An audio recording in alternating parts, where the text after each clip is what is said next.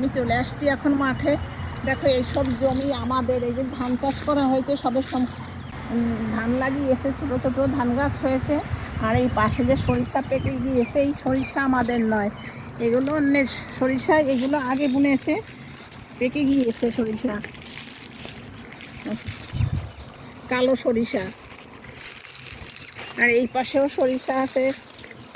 পাশে সরিষাগুলো অনেক দেরিতে লাগিয়েছে, এখনও পাকেনি, পাকতে অনেকটা টাইম লাগবে। আর আমি গ্রামের মেয়ে, শহরের বউ।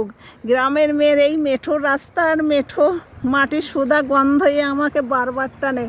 তাই আমি বাপের বাড়ি আসলেই মাঠে চলে আসি ঘুরতে।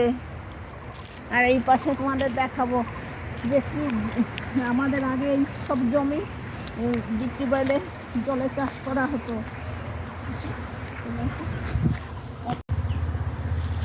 এটা রাম তুলসী গাছ, রাম তুলসীর পাতা লাল লাল হয়।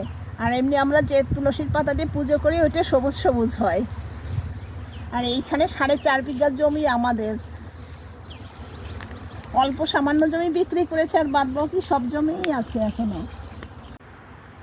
আগে মাঠের কয়েকশো বিঘা জমি ডিপ টিউবওয়েলের জলে চাষ করা হতো, এখন ডিপ টিউবওয়েল নষ্ট হয়ে গিয়েছে।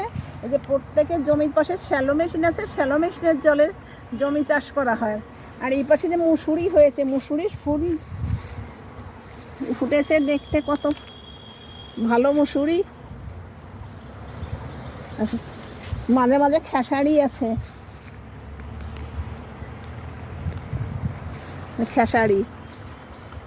খেসারির ফুল নীল, আর এটা একটু আলাদা রং। আর এখান থেকে 1/2 কিলোমিটার গেলে বাংলাদেশ বর্ডার টাওয়ার দেখা যাচ্ছে।